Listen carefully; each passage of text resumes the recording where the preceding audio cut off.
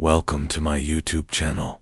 The narrative Nest. She was just 12 years old when her mother died, not in a crash, not by violence, but after swallowing 2 innocent-looking capsules of extra-strength Tylenol. 43 years later, that same girl, now a forensic chemist working in silence, unlocked a hidden pattern that linked 7 deaths, a pharmaceutical empire, and a decades-old truth no one dared to speak aloud until now. If you find this story gripping, please like, share, and comment your thoughts, and don't forget to subscribe. You won't believe where this story leads. Now begins the cinematic narrative. No breaks, no headings. It started with a headache. That's how most people remembered it. Not something sinister. Not anything you'd think twice about. It was September 29, 1982, in Elk Grove Village, Illinois, a quiet suburb, ordinary in every sense. And yet that day would mark the beginning of a mystery that would grip the nation and haunt families for generations. Mary Kellerman was only 12, bright-eyed, funny, always humming to herself, the kind of child that made adults pause and smile. That morning, her parents heard her voice through the bathroom door. "Mom, I have a sore throat." Her father, a practical man, handed her a Tylenol. She swallowed it with orange juice. At 7 a.m., she collapsed. By 9:56 a.m., she was dead. The doctors were baffled. There were no warning signs, no known illness, no trauma, just sudden, complete shutdown of the body's systems. And hers wasn't the only case. That same day, a postal worker named Adam Janus, in nearby Arlington Heights, went home early from work with chest pain. He also took Tylenol. He also collapsed. At the hospital, doctors tried to save him, to no avail. And within hours, his brother and sister-in-law, grieving and distraught, visited his home to mourn. They too took Tylenol. They too died. Within 48 hours, 7 people were dead. And all of them, every single one, had taken Tylenol right before it happened. The authorities were slow to connect the dots. At first, the deaths looked unrelated. Different towns, different ages. But one sharp-eyed nurse, reportedly haunted by Mary Kellerman's death, remembered seeing a bottle of Tylenol on her nightstand. When she heard about Adam Janus, her gut twisted. She picked up the phone. That's when the pieces began to fall together. But so did the panic. By October 1st, 1982, Johnson & Johnson, the makers of Tylenol, were thrust into a nightmare. The capsules were being pulled from shelves. News anchors spoke in hushed tones.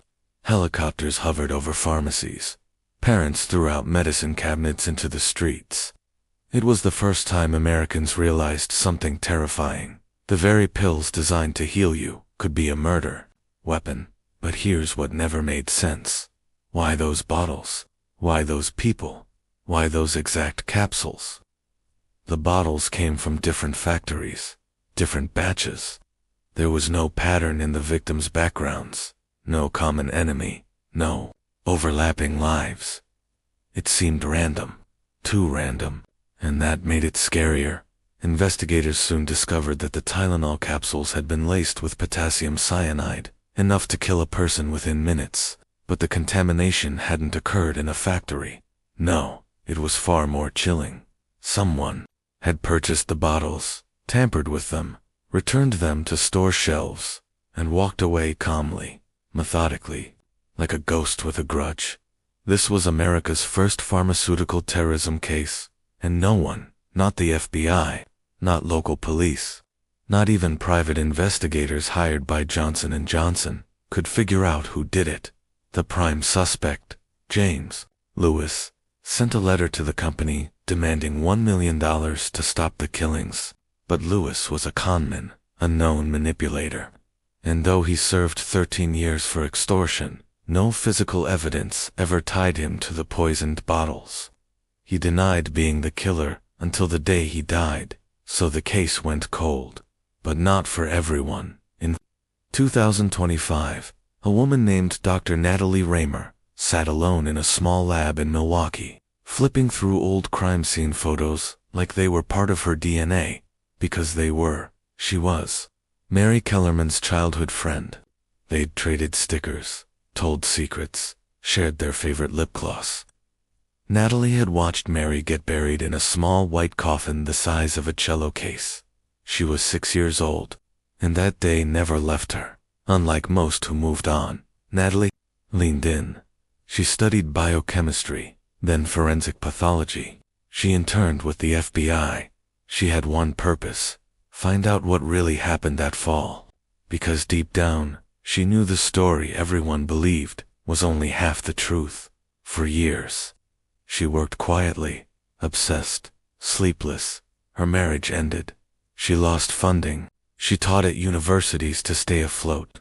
But in 2022, she filed a Freedom of Information Act request that changed everything. The FBI sent her a 200-page document dump. Much of it was redacted, but tucked between heavily blacked-out pages was a photo, one that had never been released to the public. A bottle of Tylenol found in a location no one ever mentioned. A Greyhound bus station, downtown Chicago. Locker 547. Inside it, a Tylenol bottle, a roll of duct tape, an empty manila envelope, and a single note that read, "The first is never the only." The photo was dated September 26, 1982, 3 days before Mary Kellerman died. That meant someone planted a bottle before the murders began. But the note implied this was bigger, broader, a message. Natalie dug deeper. She traced the locker number to police storage and hit a wall.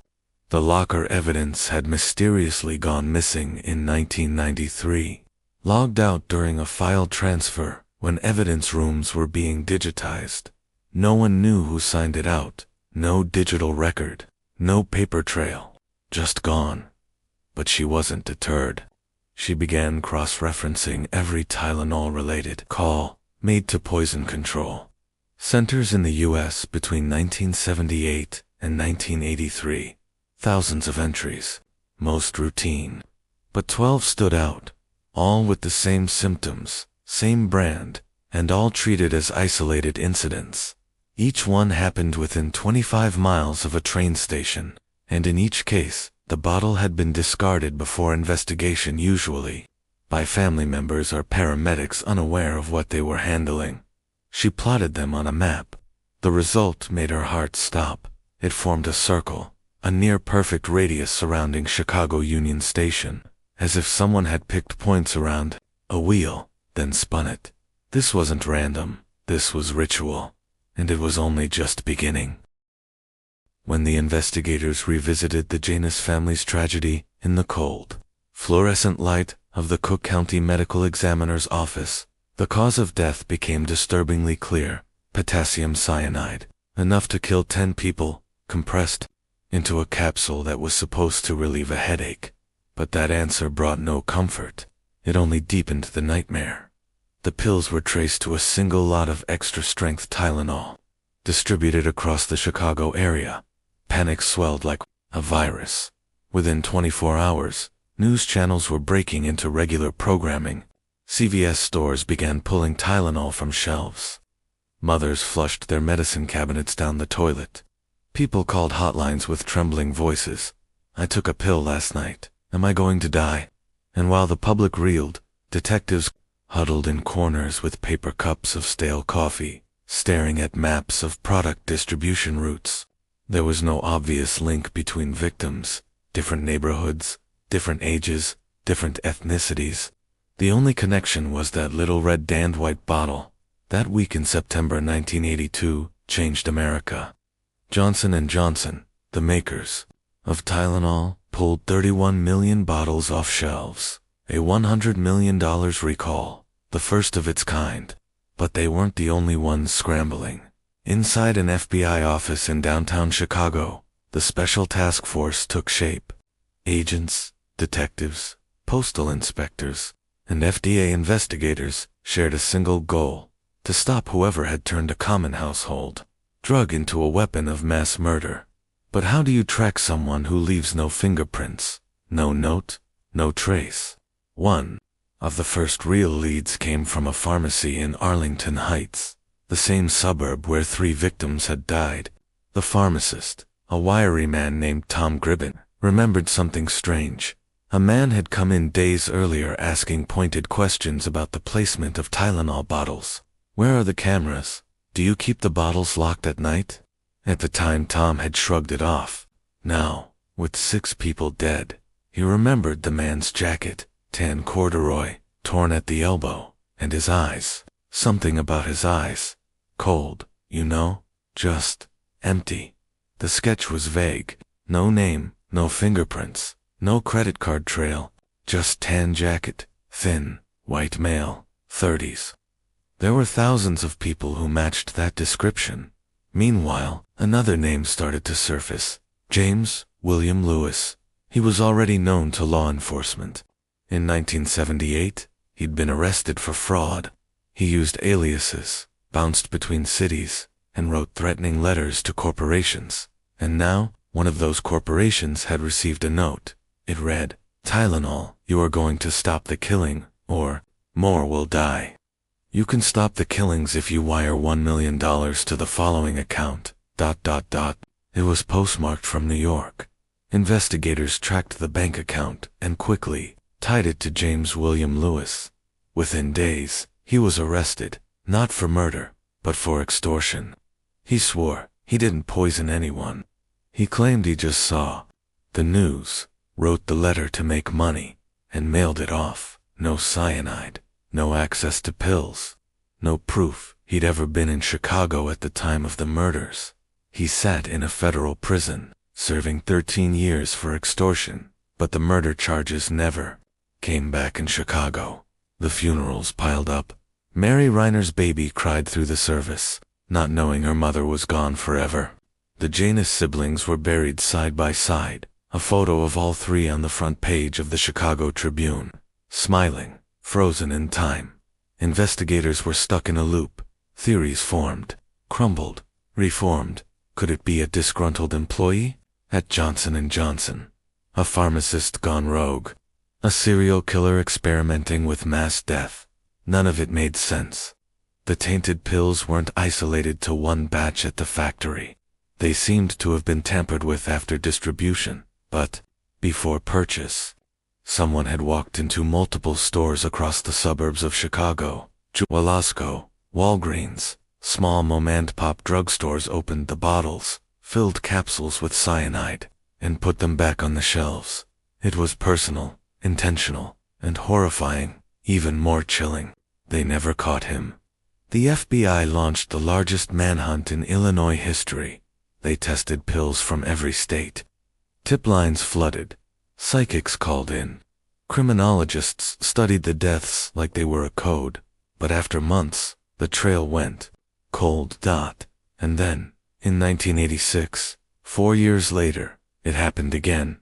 This time in New York. Diane Ellsworth, age 23, took a capsule of extra-strength Tylenol.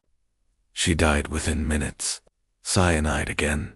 But the tampering wasn't widespread. Just one bottle. And it seemed unrelated. Still, the damage was done. Public trust in over-the-counter medicine was shattered. Johnson & Johnson responded by developing tamper-proof packaging, foil seals, glued caps, plastic wrap. A whole new era of consumer safety began because of those murders. But for the families left behind, no amount of packaging could bring back the people they lost. In 2009, the FBI reopened the Tylenol case with new DNA tools. They exhumed one of the victims, retested samples, interviewed James Lewis again. He gave vague, unsettling answers. Enough to keep suspicions alive, but not enough to indict. And then in July 2023, James William Lewis was found dead in his home in Cambridge, Massachusetts. Natural causes. No note. No confession. He died without ever being charged in the killings.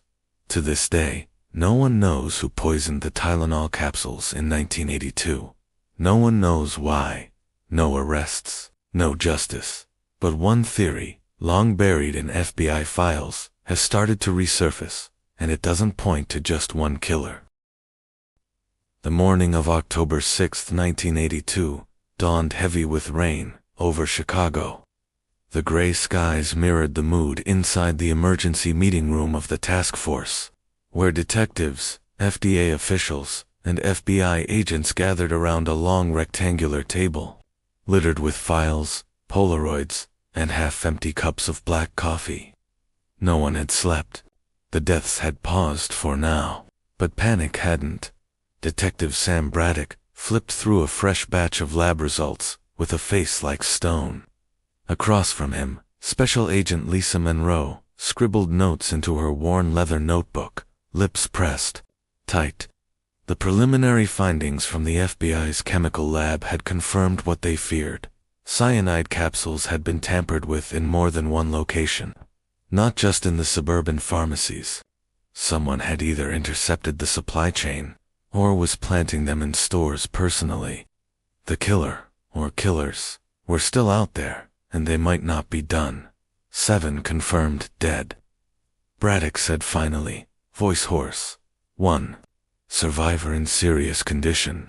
All took extra strength, Tylenol capsules, all in the Chicago metro area. Still no prints, no witnesses, no clear motive. And now? We've got reports from a warehouse worker in Pennsylvania who found a similar bottle during an inventory sweep. That expands our radius. What about packaging defects? Asked a young FDA chemist near the window. Could we trace the lot numbers to a specific plant? We tried that, Monroe said, setting her pen down. The bottles were manufactured in different locations. There's no overlap except for the brand. This isn't a factory problem. It's a person. Someone smart. Someone mobile. Across the room, a man raised his hand. His name was Dr. Edwin Patel, a forensic toxicologist from the University of Illinois Medical Center. He'd been brought in because he had published one of the few available papers on cyanide toxicity in non-industrial settings. I don't think this person is just smart, Patel said quietly. I think they're meticulous, calculated. Every dose so far has been lethal enough to kill instantly. They know exactly what they're doing. Braddock exhaled and ran a hand through his hair. Then we need to know why. That question haunted them all. Who would poison random people with cyanide leased over-the-counter painkillers? Terrorists. A disgruntled ex-employee. A serial killer hiding behind a faceless product. Lisa stood up and pushed the photo forward. A smiling young woman named Mary Reiner. Age 27. She had taken a Tylenol to relieve post-labor discomfort. She was dead within minutes, collapsed in her living room while her newborn daughter cried in the bassinet beside her. This isn't random, Lisa said, her voice low. Not entirely. We've got a pattern, even if we can't see it yet. And I think someone out there wants to be seen, eventually. These kinds of killers don't stay silent forever. Braddock nodded. Then we need to make him feel heard. Let's go public. That same evening, the press conference aired across the nation. The anchor's voice was somber, delivering the chilling message to viewers from coast to coast. The Tylenol murders, as they are now being called, have left the public shaken. 7 deaths have been confirmed, all tied to tampered capsules of extra-strength Tylenol in the Chicago area. Officials are urging citizens to avoid the product and turn in any open bottles for investigation. The manufacturer, Johnson & Johnson, has issued an immediate recall. People panicked. Pharmacies pulled Tylenol from their shelves. Households tossed bottles into the trash. Parents called hotlines in tears, worried they had unknowingly poisoned their families. But in the quiet suburb of Wilmette, Illinois, someone was smiling. He watched the press conference from a small rented room behind a boarded-up laundromat, the flickering TV screen casting long shadows across his pale face. The man, no name, no traceable address, only a trail of discarded wrappers. And anonymous purchases stared at the chaos he had unleashed. He didn't blink. He didn't smile wide, but his lips twitched, barely. Now they see, he murmured to himself. Now they finally see. On the table beside him sat a composition notebook. Inside, the pages were covered in a neat scrawl of dates, locations, and small symbols. Crosses, mostly. 7 of them had been marked with a red pen. 7 completed, but on the next page, a fresh list had started. The hunt had only just begun. Back at the station, Braddock was working past midnight. He paced the room like a caged animal, files in one hand, coffee in the other. He couldn't shake the sense that they were missing something obvious, a detail hiding in plain sight. He stopped at the map on the wall, covered in red pins marking the victims' locations. Then it hit him. All the victims had purchased their Tylenol within walking distance of a major highway. Not all from the same store, or even the same chain, but all locations were easily accessible from I-294 or I-90. It was a detail they hadn't prioritized. But what if that was how the killer was moving? Quietly hopping from store to store, switching exits, planting the capsules. He called Monroe. "I need you to run a pattern search. Highway proximity, surveillance blind spots, recent theft reports, anything. This guy's not just picking random stores. He's picking easy ones."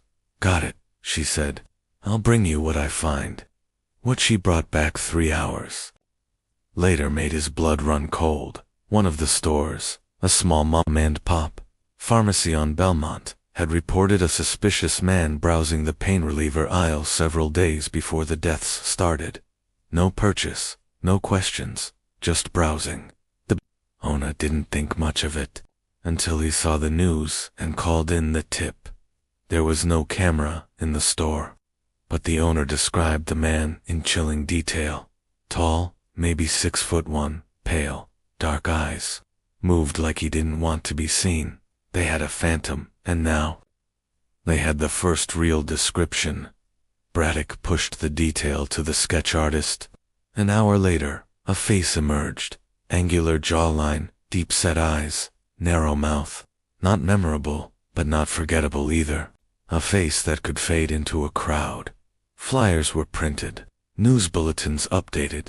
The manhunt widened, but the killer was already ahead. In Pennsylvania, a new bottle surfaced. Same lot number, same signature, cyanide traces in the capsules, but no fingerprints. The local police shut down the store, called the FBI, and the nation realized the nightmare wasn't over. Then came the letter. It arrived at the headquarters of Johnson & Johnson in New Jersey. A simple envelope, no return address. Inside, a single sheet of paper, typed, "If you want the killings to stop, wire $1 million to the following account. Instructions to follow. You have 7 days." The extortion note was direct, cold, and unsigned, but it changed everything.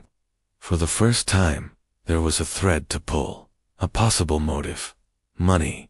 A criminal profile shifted overnight from random psycho to calculated blackmailer. But Braddock didn't buy it. "This is a cover," he said in the next emergency meeting. "This guy isn't in it for money. He's already killed 7 people and left no trace.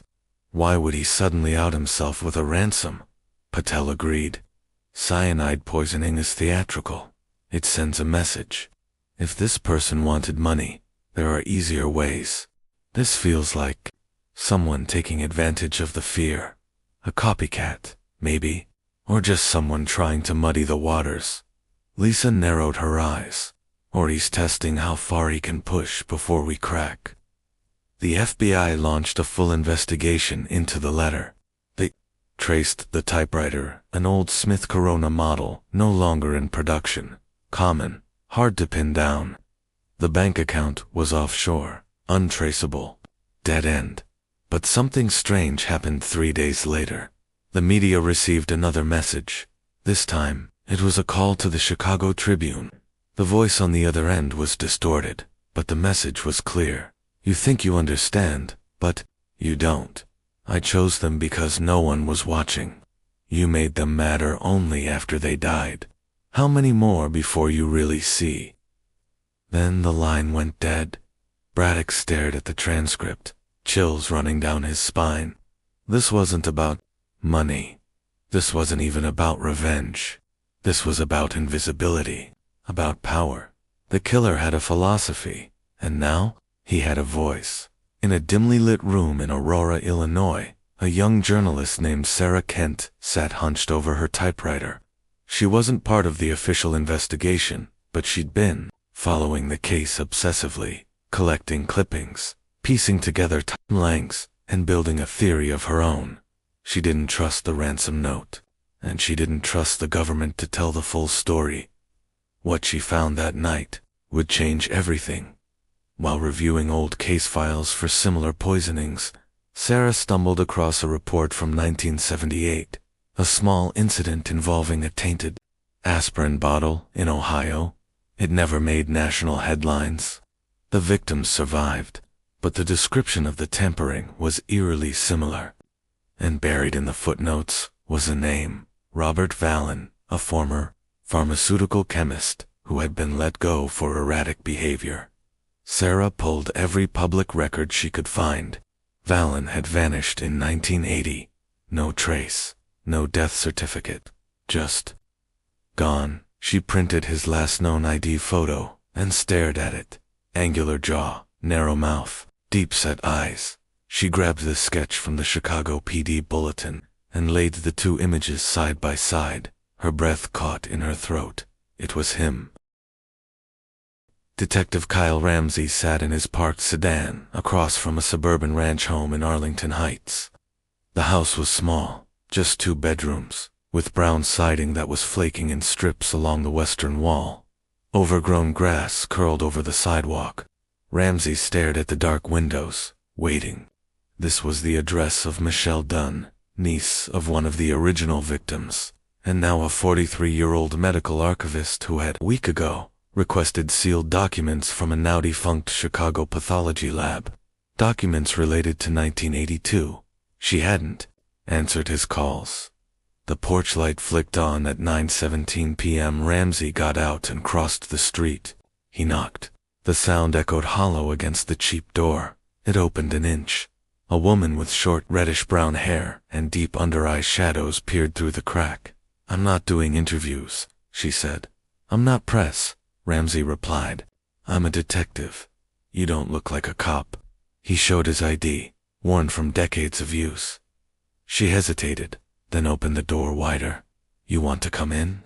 Inside the house smelled like lemon oil and paper. File boxes lined the hallway. The dining room table was buried in printouts, manila folders, and 3 open laptops.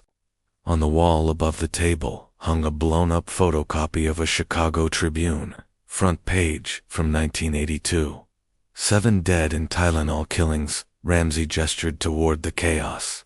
"Looks like you're chasing ghosts." Michelle sighed and sat down. "They're not ghosts. They were people. My Aunt Mary was one of them. They said she collapsed in her kitchen, that she died instantly. But the coroner's notes, the original ones, don't line up with the final report." Ramsey frowned. "What do you mean?" "They changed the time of death by 23 minutes. He blinked. "Why? I don't know. But the ambulance log shows she was still alive when paramedics arrived. She died en route. The final record says she was gone before they got there." "Someone covered something up," Ramsey said quietly. Michelle nodded, "And it wasn't just her. I cross-referenced the EMS data for the other victims. Same thing. Minor tweaks. But enough to alter a timeline." Ramsey leaned in. "Do you think someone administered the cyanide later?" "No, but I think someone didn't want the pattern to be obvious." A long silence passed. Then Ramsey said, "I have a contact in the D who flagged an anonymous tip from 1983. Said it mentioned a name. Someone close to one of the victims." "The tip was buried." Michelle stared at him. "Do you know the name? George Carwell? Ring any bells?" Her eyes widened. "He was married to Paula Prince, the final victim, a flight attendant, the one who bought her Tylenol from a Walgreens. Near O'Hare." Michelle rummaged through a folder and pulled out a black and white photo of a man in a tuxedo. This is Carwell, but he dropped out of the public record in 1985. I traced a P.O. box to a town in Wyoming, no forwarding address. Ramsey felt a cold weight settle in his chest. What if he wasn't just a grieving husband? Michelle didn't speak. She didn't have 2.20-5 miles away. In an office tower overlooking the Chicago River, a man sat in a glass-walled conference room, watching old footage on mute. The grainy video showed Paula Prince entering the Walgreens. She picked up a box of Tylenol, paid cash, smiled at the clerk. Then she left. The footage looped again and again. The man leaned forward. His name was Nathaniel Drake, a former FBI profiler now working for a private investigative firm contracted by a media outlet preparing a 40 Years Later special. But he wasn't watching for nostalgia. He was watching for the man behind her. In line, a tall man with a blue ball cap, never identified. The tape wasn't new, but the enhancement software was. Nathaniel froze the frame and zoomed. The man's jacket had a patch. Nathaniel traced the shape. His heart pounded. It was a janitorial company logo. Clear shine. Maintenance. He searched state records. The company had gone out of business in 1987, owned by a man named Everett Hale. No criminal record. No photos. Just a business address in Skokie. Now, a parking lot. Nathaniel picked up the phone and dialed Ramsey. "We may have a new suspect," he said. Ramsey didn't speak for several seconds. "Tell me everything." 2 days later, Ramsey and Michelle stood outside the Cook County Archives building. Michelle held a letter from the State Records Board, authorization to access sealed grand jury materials from 1983, part of a initiative. They passed through security and were led to a basement. Reading room. Inside were 4 thick boxes. Ramsey opened the first one. Inside, hundreds of transcripts, witness testimonies, lab reports, internal memos. He read silently for half an hour. Then he found it, a transcript marked, "Confidential Grand Jury Session, March 14, 83. Witness, Dr. Peter Koenig, the chief toxicologist for Cook County, in 1982. The transcript detailed lab results, chain of custody documentation, and then, near the end, a startling admission. Koenig had been visited by 2 men in December 1982. One was with the FDA, the other claimed to be with federal law enforcement. But Koenig never saw a badge. The man told him, "We need the Prince autopsy notes to disappear, for national security." Koenig asked why. The man said, "She wasn't the last." Ramsey read it twice, then turned to Michelle. "They knew there were more victims coming," he said. "But they never told the public." "No," Ramsey said. "They buried it." That night, Ramsey sat alone in his apartment. The lights off. His laptop open. He was rereading an email he'd received from a former D-analyst. Subject: old bottle. The analyst had flagged an eBay auction from 2 years earlier. A collector had purchased an unopened 1980s Tylenol bottle for $614. The lot description said it came from a shuttered pharmacy in Cicero. The analyst had bought it, sent it to Quantico. Inside, a capsule filled with sugar, but the outer shell, traced to the same batch code as one of the cyanide-laced bottles. Someone had swapped out the contents. Ramsey called the collector. No answer. He drove to the listed address, a townhouse outside Joliet. The windows were dark. He knocked. No reply. He circled to the back and stopped cold. The back door was splintered inside. The house was ransacked. Files missing.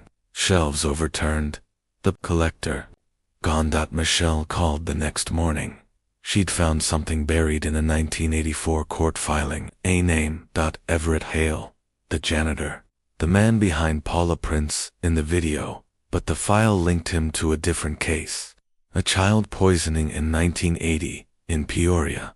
That case had also been marked unsolved. Michelle traced the handwriting on the court notes. It matched a second file. One never connected to Tylenol. A poisoning in Detroit. A woman had died in her kitchen after taking what she thought were pain pills. That case, too, was buried. Ramsey stood at the window of the precinct office, phone to his ear. They misled the public, he said. They said it stopped with Tylenol. Michelle's voice trembled.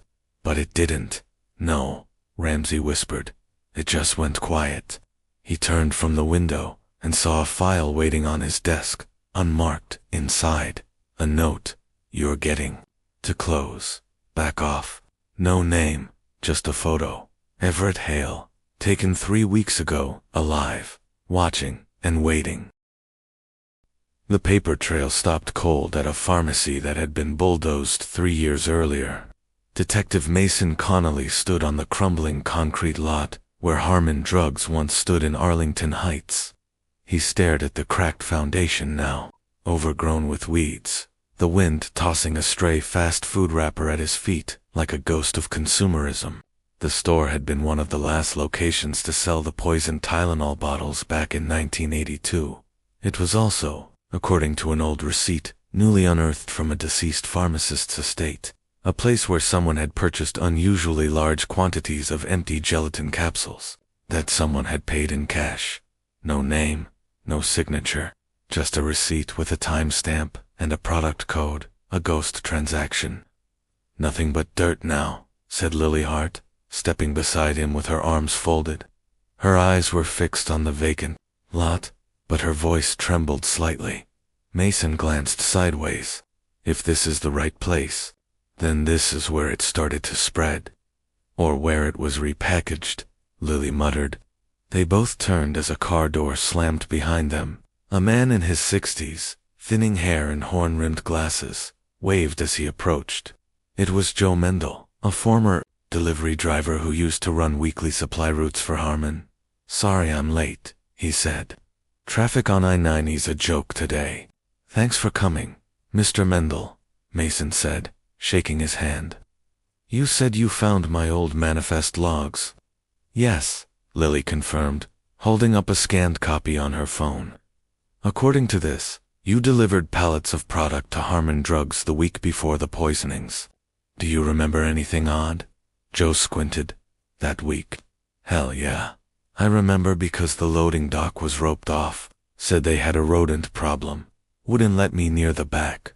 Some young guy came out and told me to leave the boxes out. Front said they'd bring M in later. Young guy? Mason asked. Employee? Joe shrugged. No NAMA tag, no uniform. Looked out of place.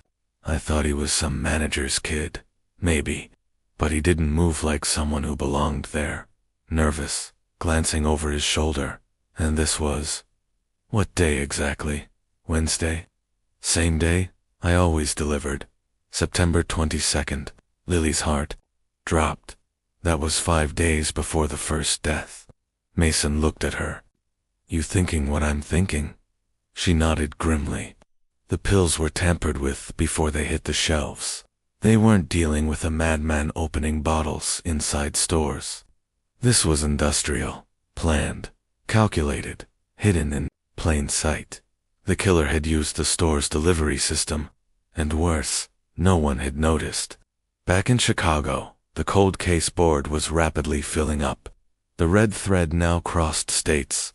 Mason and Lily had drawn new connections to a pharmaceutical plant in Kenosha that closed in 1984. According to whistleblower reports, it had a containment breach during the same quarter as the Tylenol murders, and quietly paid several fines without media attention. What's the overlap? Lily asked, pacing. Mason pointed to a name on the board. Dale Hennessy. He worked at the Kenosha plant and rented a storage unit in Des Plaines until 1985. Guess what they found inside when the lease defaulted? Lily blinked. Don't tell me. Capsules. Hundreds of empty ones, labeled by lot number. Even had a heat sealer. A chill ran down her spine. But Hennessy died in 1993. Hit and run. Yeah, Mason said. and his daughter Vanessa recently submitted DNA to a genealogy service. I requested a familial match to the trace left inside one of the tampered bottles. He paused. The lab pinged a partial match. It wasn't Dale, but someone related to him, Lily whispered. A sibling, possibly, or a cousin. They were getting close. But they weren't the only ones. That night, as Mason arrived home, he noticed his front door slightly ajar. His instincts kicked in. Gun drawn, he moved silently, checking the corners, the windows. Nothing stolen, nothing broken. But on his kitchen table sat a single bottle of Tylenol, unopened, sealed, untouched. But the date code on the bottom was clear, 1982. He stepped back, and then he saw the note underneath it. Let sleeping ghosts lie. The pressure escalated. Lily's apartment was broken into the following night. Her files were rifled through, her hard drive stolen. Someone was trying to stop them and had access to police movements. Someone with insider knowledge. The department assigned both of them temporary security. But the fear didn't come from being watched. It came from knowing the killer, or their accomplice, might still be in the system. Still alive, still covering tracks. A breakthrough came unexpectedly. A woman named Margaret Ellison, a retired nurse in her 70s, called in after reading a local article about the reopened case. Her son had died from Tylenol poisoning in 1982, but she remembered something strange. The bottle didn't belong to us, she told Mason over tea. We never bought Tylenol. He'd gotten it from his college roommate, who got it mailed from home. Where was home? She furrowed her brow. Somewhere in Wisconsin. Mason and Lily tracked down the roommate, now a high school principal in Minnesota. He confirmed that his uncle had mailed him the bottle. That uncle, Howard Hennessy, brother to Dale, and still alive. They found Howard, living under a different name in rural Michigan, near Muskegon. He ran a small repair shop, paid taxes, volunteered at the local food bank. On the surface, he was the image of a reformed man. But the records didn't lie. Howard had been arrested twice in the 1970s for possession of industrial solvents. He'd worked briefly at the Kenosha plant in 1981. He'd declared bankruptcy in 1983 and then disappeared. A judge signed the warrant. They moved in at dawn. Inside Howard's home, they found something chilling. A basement lined with newspaper. Clippings from the 1982 murders. Highlighted, annotated, marked with codes. Boxes of capsules, handwritten notes, and a taped confession unfinished. I did it because no one listened. The recording began, Howard's voice trembling. They fired my brother. Said he was dangerous. Said he was unstable. But he was brilliant. He knew how to make things clean, controlled, powerful. I finished what he started. Howard didn't resist arrest.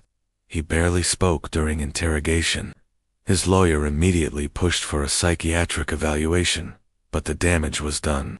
The pieces aligned, the timeline fit, the fingerprints matched after 43 years. The Tylenol murders had a face. 2 brothers, 1 motive, revenge. Chicago, present day, the press exploded. Families wept on live TV. Candlelight vigils reignited. The old fear returned, and with it, a deep, unresolved grief. Mason stood at the lakeshore, watching the horizon. Lily joined him. You okay? He nodded. Just thinking how close we came to never knowing. She sighed. Closure doesn't fix everything. No, he agreed, but it gives the dead their names back. She reached into her coat and handed him something. The old Tylenol bottle, the one left on his kitchen table. I had it tested again. Guess what? He looked at her. It was clean, untouched. It wasn't a threat. It was a message. What message?